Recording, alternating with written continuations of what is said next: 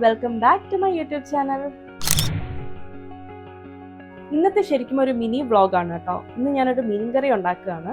അപ്പോൾ ഞാൻ വിചാരിച്ചത് ഒന്ന് വ്ളോഗ് ആക്കിയാലോ എന്ന് വിചാരിച്ചു. വ്ളോഗ് എന്നൊന്നും പറയാനില്ല, ജസ്റ്റ് ആ മീൻകറി എങ്ങനെയാണ് ഉണ്ടാക്കുന്നത് എന്ന് കാണിച്ചു തരാം. മലയാളീസിന് ഏറ്റവും ഫേവറേറ്റ് ആയ മീൻ മുളകിട്ട കറിയാണ് കേട്ടോ ഞാൻ ഇന്നിവിടെ പ്രിപ്പയർ ചെയ്യുന്നത്. ചട്ടി ഇവിടെ ചൂടാക്കാൻ വെച്ചിരിക്കുകയാണ്. ചൂടായി വന്നതിന് ശേഷം നമുക്കതിലേക്ക് കുറച്ച് വെളിച്ചെണ്ണ ഒഴിക്കാം. അതും ഒന്ന് ചൂടായി വരുമ്പോൾ അതിലേക്ക് കുറച്ച് കടുക് ഇടുക. ഇനി കടുക് ഒന്ന് പൊട്ടി വരുമ്പോഴത്തേക്കും അതിലേക്ക് നമ്മൾ ഉലുവ ഇട്ട് കൊടുത്തു. ഉലുവയുടെ കളറൊക്കെ ഒന്ന് ചേഞ്ച് ആകുമ്പോഴത്തേക്കും അതിലേക്ക് ചെറുതായിട്ട് ചോപ്പ് ചെയ്ത് വെച്ച ഇഞ്ചിയും അതേപോലെ ചെറുതായിട്ട് ചോപ്പ് ചെയ്ത് വെച്ച വെളുത്തുള്ളിയും ആഡ് ചെയ്ത് കൊടുക്കുക.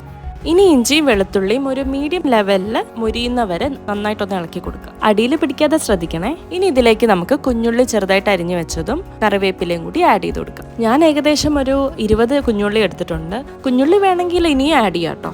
ഇനി കുറച്ച് ഉപ്പിട്ട് കൊടുക്കുന്നുണ്ട്. ബാക്കി പിന്നീട് ഉപ്പ് നോക്കിയിട്ട് ആവശ്യമുണ്ടെങ്കിൽ ഇട്ട് കൊടുക്കാം. ഇനി ഇതെല്ലാം കൂടി ഒരുമിച്ചിട്ട് നന്നായി വഴറ്റിയെടുക്കണം. എത്രത്തോളം നന്നായിട്ട് വഴറ്റാൻ പറ്റുന്നോ അത്രയും ടേസ്റ്റ് കൂടും കറിക്ക്. അടിയിൽ പിടിക്കാതെ മാത്രം നോക്കിയാൽ മതി. ഇനി ഒരു പച്ചമുളക് ഇട്ട് കൊടുക്കുന്നുണ്ട്. എല്ലാം കൂടി ചേർത്ത് ഒന്നുകൂടെ നന്നായിട്ട് ഇളക്കി കൊടുക്കുക. ഇനിയാണ് നമ്മൾ പൊടികളൊക്കെ ഇടുന്നത്. ആദ്യം മഞ്ഞൾപ്പൊടി ഇട്ടു, അത് കഴിഞ്ഞിട്ട് മുളക് പൊടി ഇടുകയാണ്. ഞാൻ എപ്പോഴും കുറച്ച് കൂടുതൽ മുളക് പൊടി ഇടാറുണ്ട്. ഓരോരുത്തരുടെ ആവശ്യം അനുസരിച്ച് ഇടാം കേട്ടോ.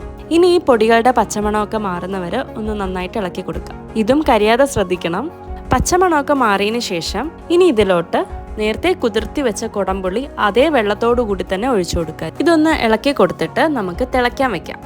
ഇപ്പോൾ ചെറുതായിട്ട് സൈഡിൽ നിന്നൊക്കെ തിളച്ച് വരുന്നുണ്ട്. ഇപ്പോൾ നമുക്ക് കറിക്ക് ആവശ്യത്തിനുള്ള വെള്ളം ആഡ് ചെയ്യാം. വീണ്ടും കറിയൊന്ന് തിളയ്ക്കണം. ഈ സമയത്ത് നമുക്ക് ഓരോരോ മീൻ കഷ്ണങ്ങൾ ആഡ് ചെയ്ത് കൊടുക്കാം. ഞാനിവിടെ എടുത്തിരിക്കുന്ന മീൻ ചൂരയാണ്. ഓരോന്നോരോന്നായിട്ട് ഇട്ട് കൊടുക്കാം.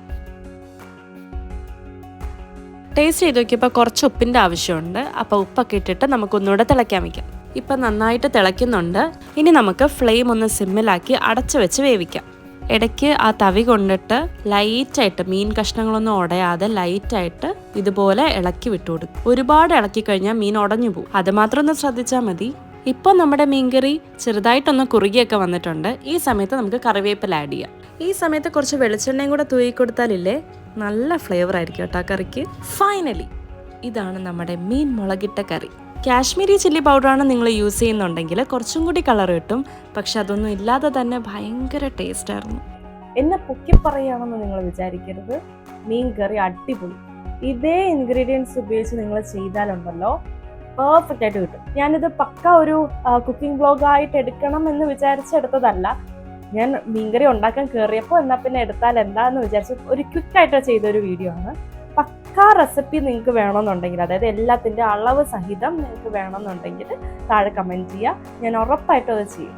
ഇനിയും ഇതുപോലുള്ള വീഡിയോസൊക്കെ ആയിട്ട് ഞാൻ എന്തായാലും വരും. അപ്പോൾ അതുവരെ ബൈ.